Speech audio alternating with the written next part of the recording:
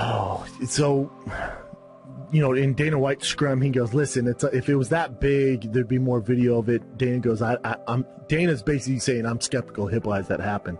People that I know in Dublin and that are blowing me up are saying, "Dude, it's real. Conor's in a bit of trouble because he has a friend from one area of Ireland that's in this mafia and that got beat up by these guys." Conor finds out the guys who beat up his friend are in this bar, so Conor comes in there and beats the hell out of that guy. Well, that guy's associated with this, pretty intense mafia family over there, so now there's a hit out on Conor is what they're saying. What? Yes, for $900,000. What? Mm-hmm. Now, how much of that is true? How much of it is speculation? I'm not sure. Holy shit. And because on my podcast, I was like, I don't know. It sounds like a bunch of hoopla. People just want to be associated. And then I have so many people in there going, bro, here's the background of the guys that he's messing with. And they've done some gnarly shit. Like there's a boxing promotion that they just came in dressed as like masked men and shot up the whole thing. Like he's dealing with gnarly dudes. Whoa. But then, again, I guess in Dublin, especially Conor being who he is, you can have these associations with this underground world, stuff like that. What are you trying to say about Dublin, bro? It's awesome. It's my favorite place I've ever been. Man, that is terrible. That's a terrible scene. I don't know what to believe. I don't know the ins and outs of it. I don't, and Dana, again, said this in a scrum. It's always fascinating when Dana does those scrums because it's all hearsay, stuff like that. But then they go, what's next for Conor? You got to fight for him? He goes, listen, man. Guy's $100 million in the bank. Fighting sucks. Yeah. I don't know if he's ever going to get punched in the face again. He has $100 million. It's a legit point. It's a totally legit point. But $100 million can go a lot faster than you think if you like the ball. Because here's the thing. You don't really get $100 million. You get $100 million, but then you got to pay taxes. You got to pay your trainer fee.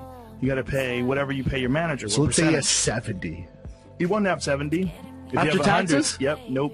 If so you make 100 in America, if you make 100, I mean, like realistically, I think it's everything over $250,000 a year is taxed. 30? Find out what that is. 35%? 38% or something like that. And then, you got to think he's got managers and trainers and agents. And when you make, here's a question that I should know the answer to, but I do not. When you make money, if you're from Ireland, you make money in America, do you have to pay taxes in America?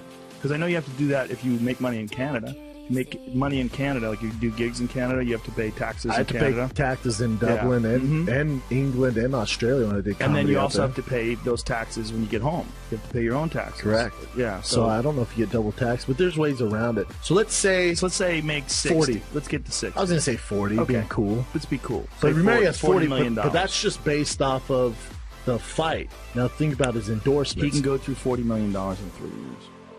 If you're a complete he's a maniac, fucking moron. No, if you're the same type of guy that is Conor McGregor. I don't know about that because we're basing off his Instagram, which is a persona of him, right? So you see the Rolls Royces, these watches, a lot of the stuff. Remember, a lot of those Rolls Royces people give to him. Right, they donated them. Remember, he's renting those because he was standing on one of them. Yeah. They're like, bro, like, hey, we gave that for you for the day. You're shitting on a Rolex, or Rolls Royce. Yeah, I think I don't know if he's that stupid with his money. That's interesting.